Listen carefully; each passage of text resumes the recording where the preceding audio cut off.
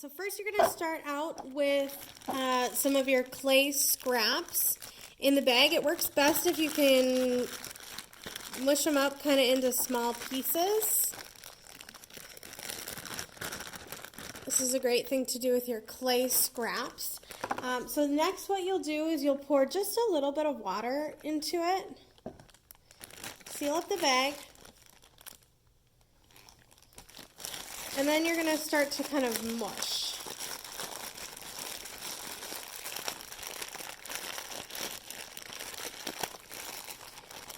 Now your goal with slip is going to be to create a little more than that. Is to create a sort of toothpaste or thick yogurt consistency. Now this bag is for slip trailing, so that's why it's in your kit. And what that is it's where you are kind of using it like piping a cake. So you're making the consistency, the clay consistency, sort of like cake piping. So that's kind of like how they draw and write letters on cake. So you want it to be a nice and smooth consistency inside your bag.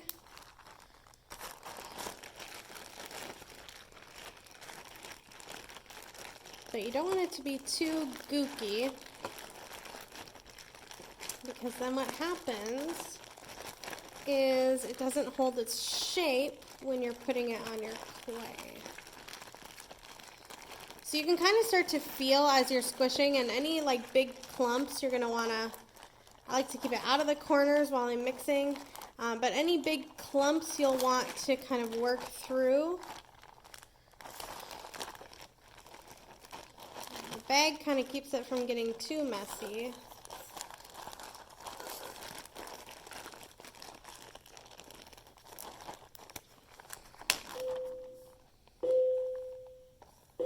And you'll just keep adding water little by little until it's the consistency that you want.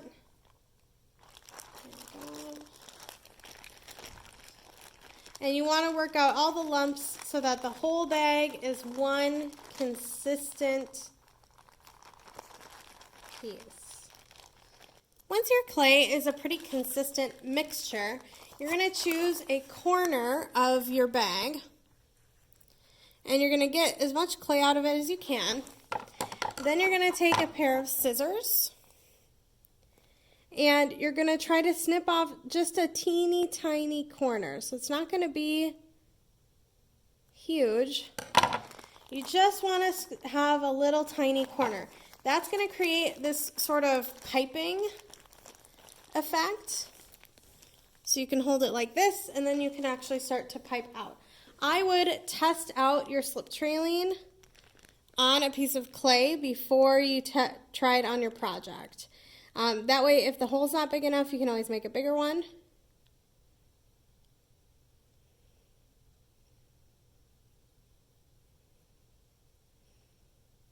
So I'm doing some wings on my mug here.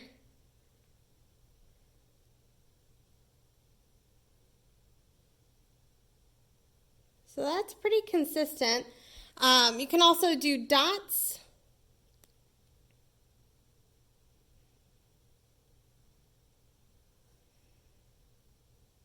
And it's just an extra texture here. If you're feeling like you might want it to be a little bit bigger, you can always snip the top to be just a smidge bigger. And then this might also be a good time to work out any kind of yucky pieces of clay that are stuck in there, which might create a not so consistent line.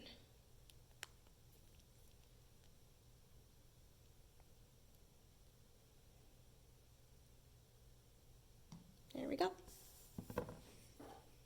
Two other ways that you can apply slip trailing to your project, if we were in class, would be through, we have colored slip. This is not mixing underglaze with clay. This is totally different, and we have to buy it pre-made, so it is in the slip trailing cabinet. And we have some pretty basic colors. We also have these slip applicator bottles.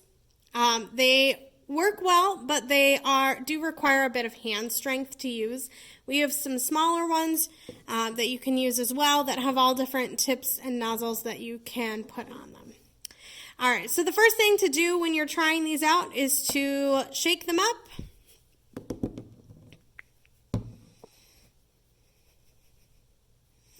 And these ones, you're going to want to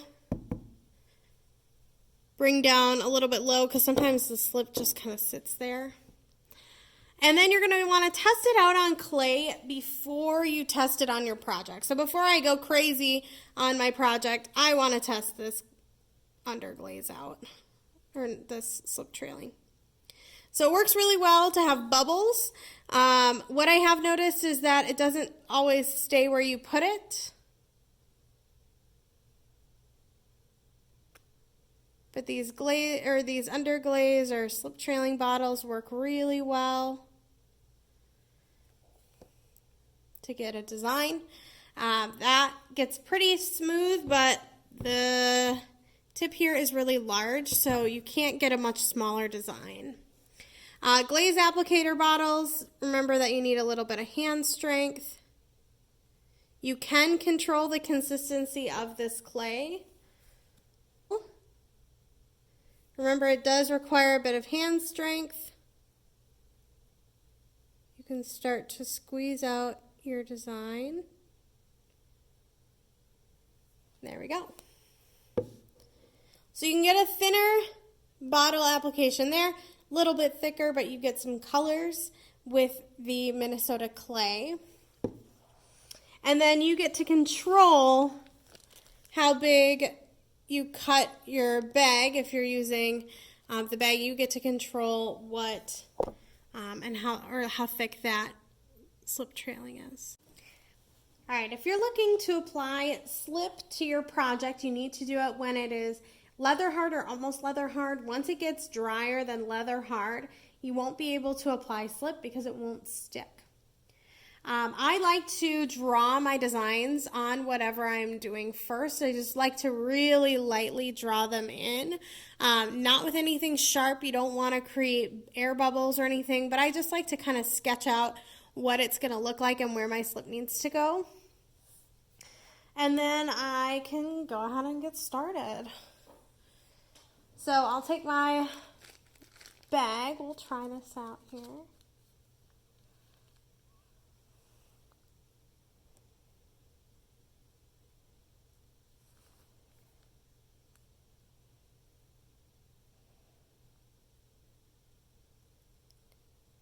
And I'm just sort of piping it into where I want it. If you make any mistakes or you feel like this isn't quite the texture you're looking for, you can always wipe the slip right off.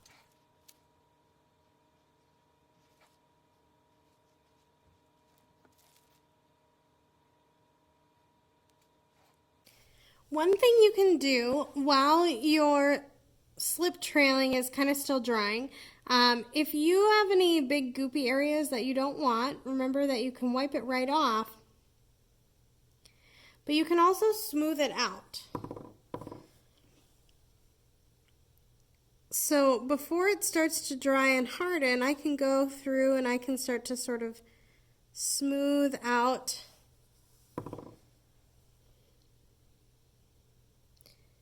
the slip trailing here. And that's one way I can start to kind of control a little bit of this goopy mess that happened over here. And you want to let it dry for a little bit so that it's sculptable and less slippy. And I'm also getting rid of any super sharp edges. All those sharp edges, I have a bowl that I didn't do this with. I didn't smooth out all the sharp edges, and it actually cuts me sometimes when I pick it up. All right, here is the finished product of slip trailing. I used color, but you don't have to use color. You can always add it with underglaze right over top. You're going to want to wait to put your bag on until the slip trailing is a little bit more chalky and isn't so drippy. So up here, that looks pretty good.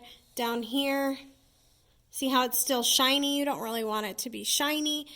You want it to be matte so that you don't have to worry about smudging it when you put your bag on.